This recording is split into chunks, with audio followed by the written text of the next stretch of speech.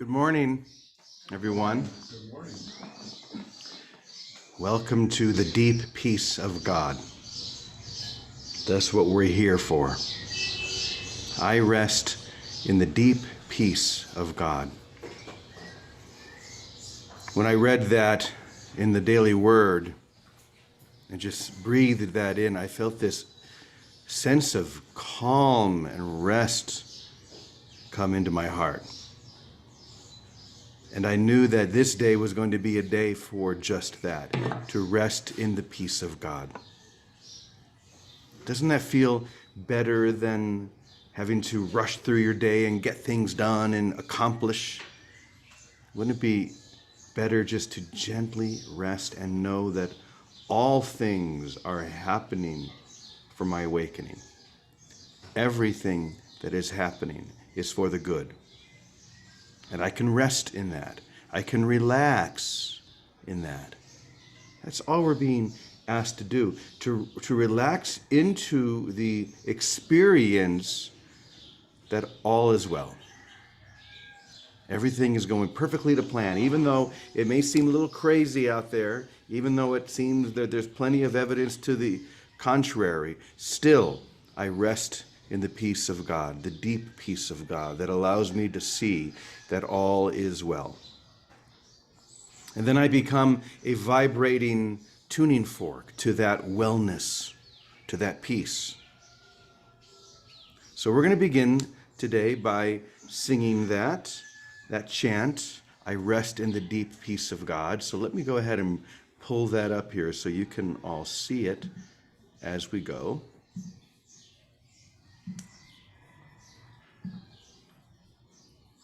And then we're going to just hold still after I read the daily word. We'll hold still and just rest here together in that experience. Here we go.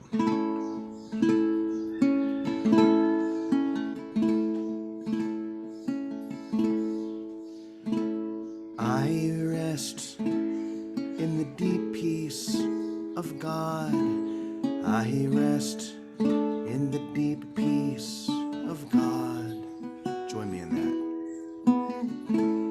I rest in the deep peace of God. I rest in the deep peace of God. I rest in the deep peace of God. I rest in the deep peace of God. I rest in the deep peace of God. I rest in the deep peace of God.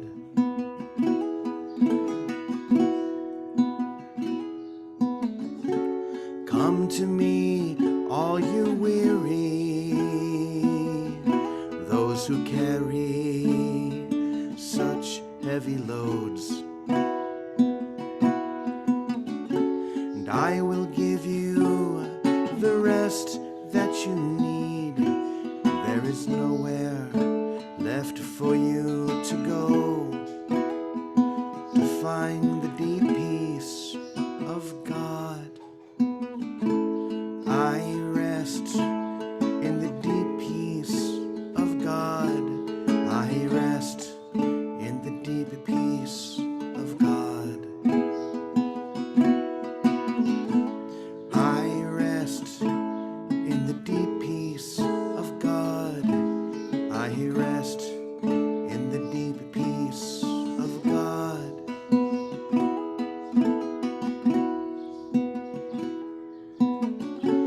I find my deepest rest in God, where I am closest to the Spirit within.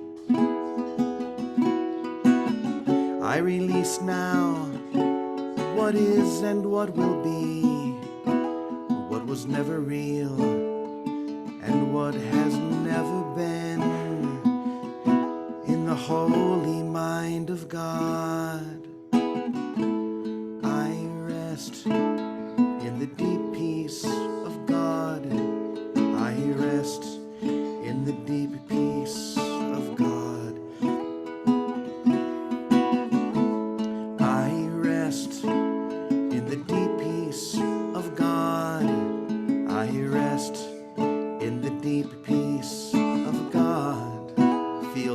deep as you can. I rest in the deep peace of God. I rest in the deep peace of God. I rest in the deep peace of God. I rest in the deep peace of God. I rest in the deep peace of God. The peace of God. I will rest in your arms. Yes, I will rest in your arms. Within the deep peace of God.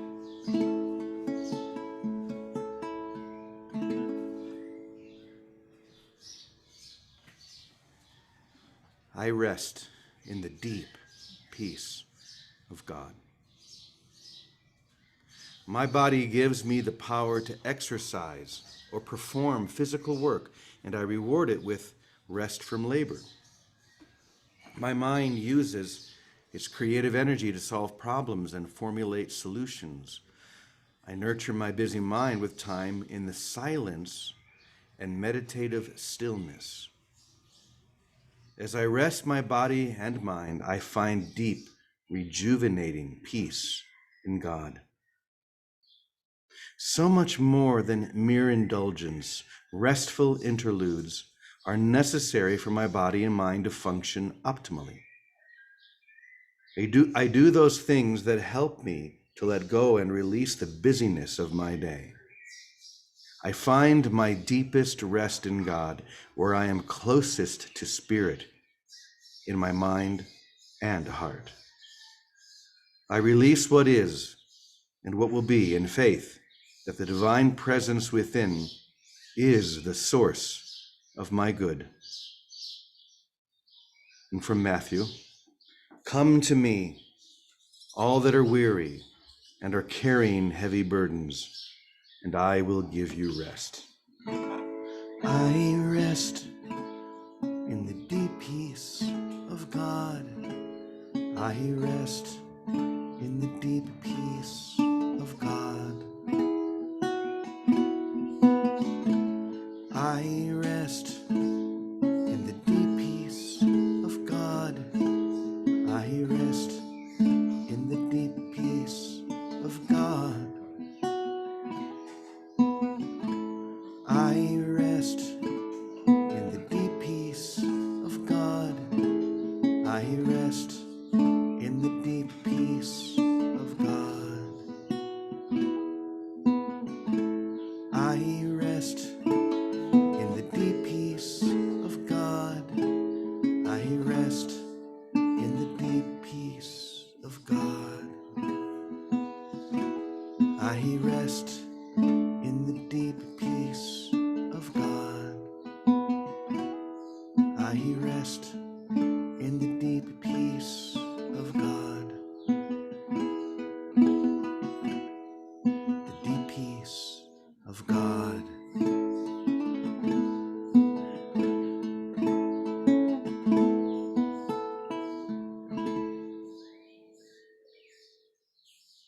So let's just hold still for a moment and rest in that peace.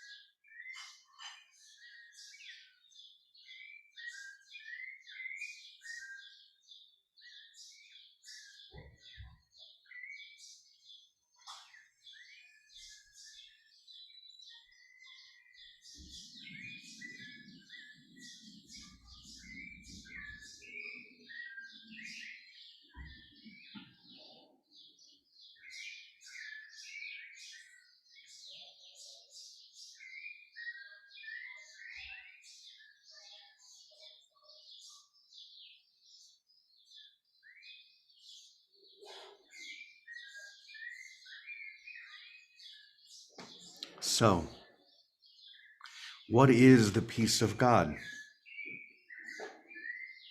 We throw around phrases and ideas like, I rest in the peace of God, but what does that really mean? What is the peace of God? Well, today we're going to hear a little bit about that from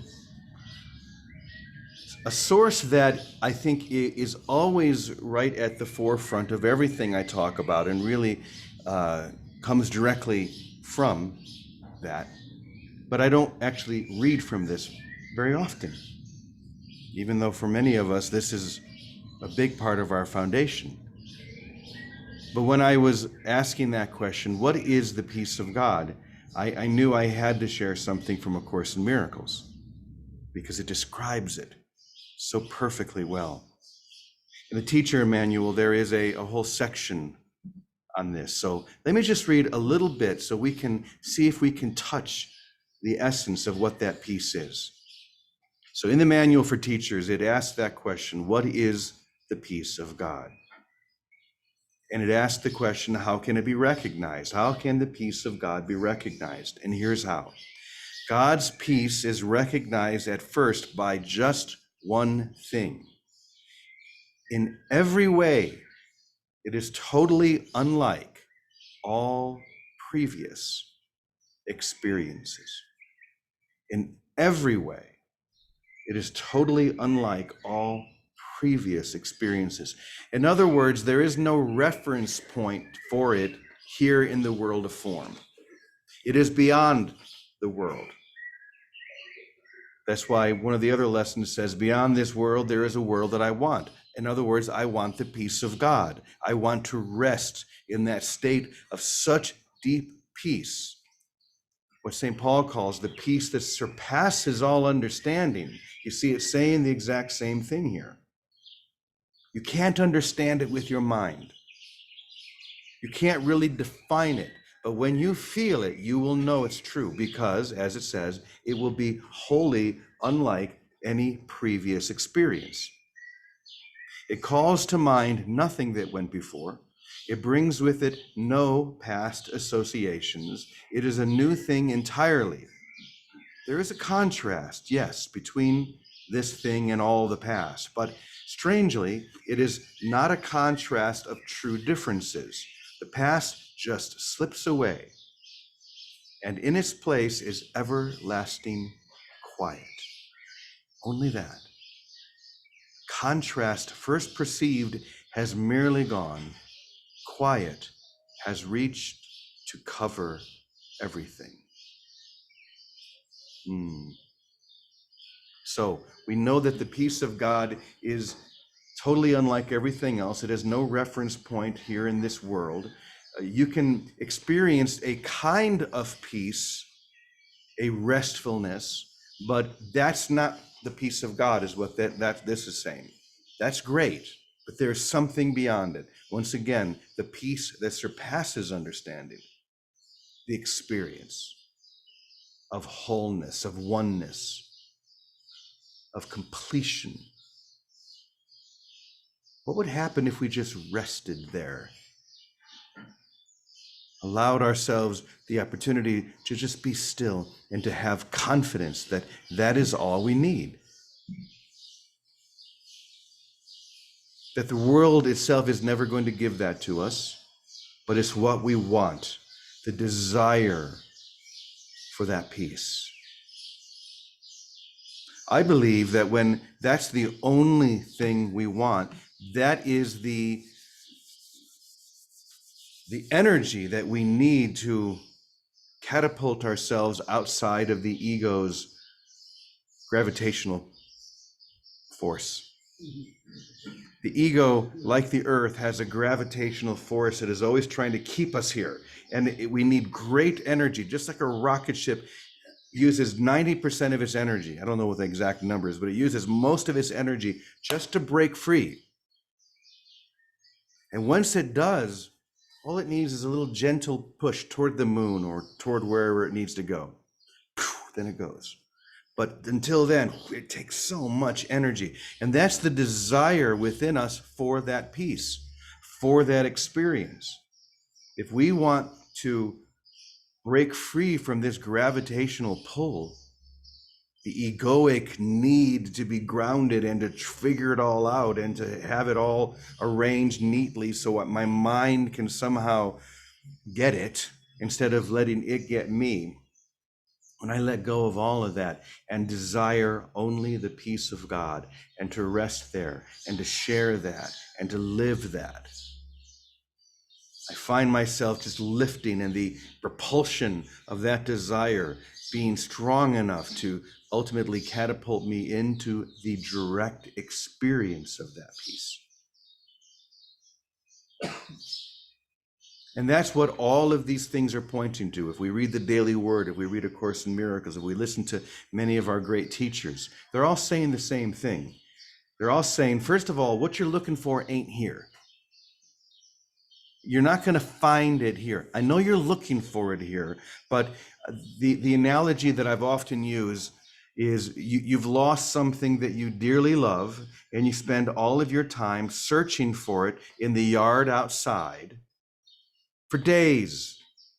You're searching for it under the rocks, in the bushes, underneath the house, everywhere. Let's say it's a beautiful gem, and you've lost it, and you're looking for it. And finally, after days of searching, you just can't do it anymore, and you give up. And you go back inside, and you plop down in your chair, and you look next to you, and there it is. Now, here's the main part of that. You could have looked outside for another day, week, year, forever. You could have kept looking out there forever if you wanted, and you wouldn't have never found it because you were looking for it in the wrong place. You were looking for it where it was not where it is. It was never hidden. It was never lost. It was just sitting right there. But you had to stop looking outside and go within. And what did you have to do then? You had to rest. You had to sit down and just hold still. And then you look next to you, and the thing that you thought you lost, that you were searching for, you realize was never lost. It was within you. That's the peace of God. So it's time to give up the search. It's time to stop looking for that which was never lost. Just to rest and release and allow and share and be happy.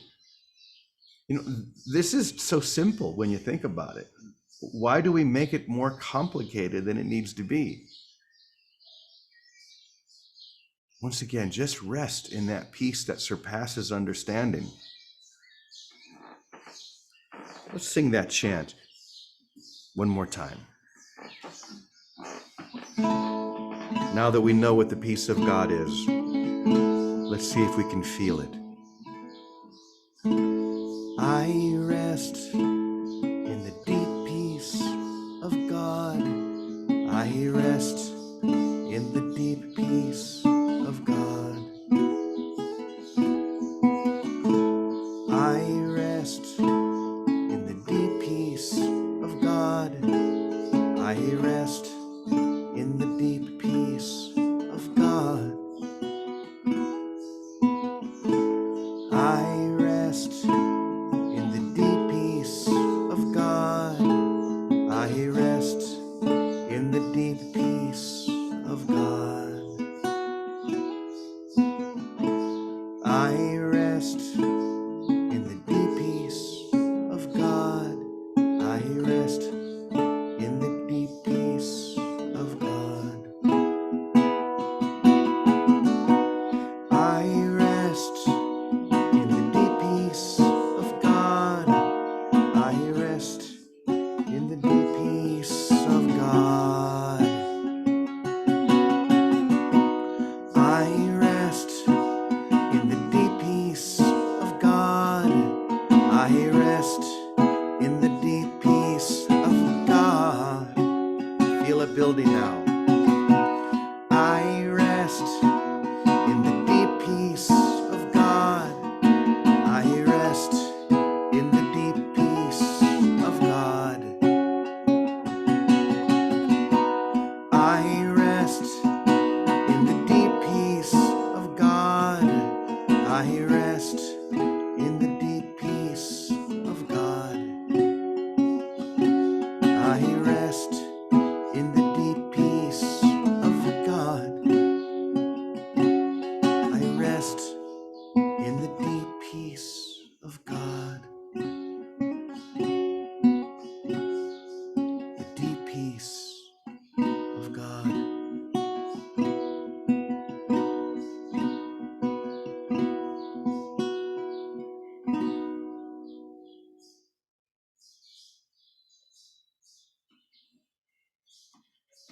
There's one more thing I want to share, and that is that the deep peace of God is not boring. It's dynamic. I like to call it dynamic peace. We so often think of peace like this place where nothing happens. Think of it rather as the peace where everything happens. Everything not in separate parts that confuse us and draw our attention away, but everything literally in the universe happening within and resting in that. That's the dynamic peace that I think is the peace of God. Some people say, well, I don't want to be at peace all the time. That would be boring. I promise you it's not. It's dynamic, it's exciting. There is a flow, there is an awakeness to it. That is what we're really searching for. So rest, yes, hold still. Today, for example, is our silent day here at Namaste Village, where we just ask that people rest there, just spend time there. But smile and love one another and give that peace to others. It doesn't mean that you close off. I used to spend a lot of time at a yoga ashram in the Bahamas, the Shivananda Yoga Ashram.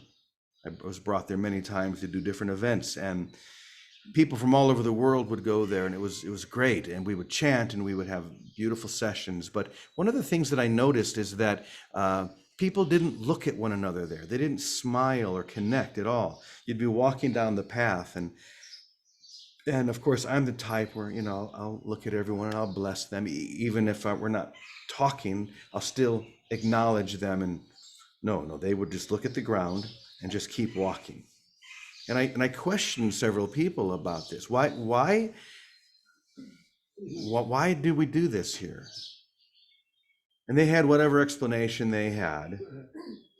But to me, there was something that was cut off rather than included.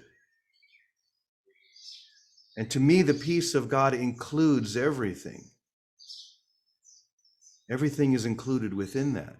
So me, if I'm passing Janet here on the way, I'm going to look at her. I'm going to send love to her.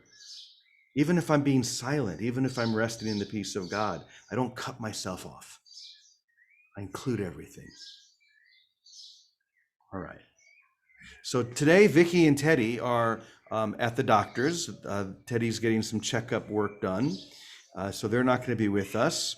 But since they're not, I do see Baraka has something he wants to share, so I'm going to go ahead and we'll have Baraka share before we put our prayers on the altar. Go ahead, Baraka. Thank you, James. Um, the word that hits me the most in this chant this morning is deep. There is what we can skim across the surface of the peace of God, or we can rest deeply in it. And it's the difference between that stone skipping across the surface and when it finally just says, "Okay, I'm done." It rests. Good face. And you pull yourself into the experience of the peace of God rather than trying to run with it or try to do something with it. It's there's a big comfy chair and you can either put your body against it straight as a board and really uncomfortable, or you could just sort of let it go and just lie into it because there is nothing that the peace of God needs less than us fighting for its existence.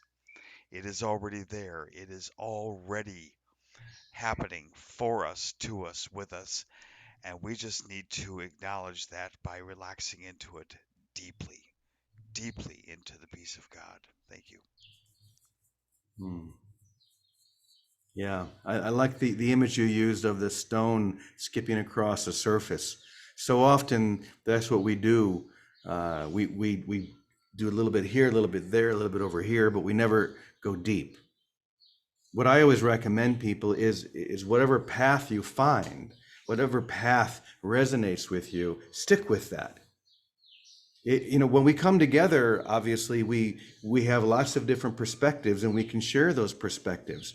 But we have Kosho here, who is a Zen Buddhist priest, and he goes deep into that. We have Ravi here, who follows much more of a Hindu path. He chants and he's devotional, and those chants take him deep. And that analogy that you use, Baraka, when finally it's done skipping, it says, okay, then it sinks. And it can rest there in the depths of that great body of water. And the same thing with us. When we just stop searching, when we stop skipping across the surface and say, okay, enough's enough, let's rest now. So all we're being asked to do today is to do that. Just rest there. So I encourage all of us, whether we're here at Namaste Village or wherever you are, just to spend time today being in that dynamic peace. Once again, peace is not boring.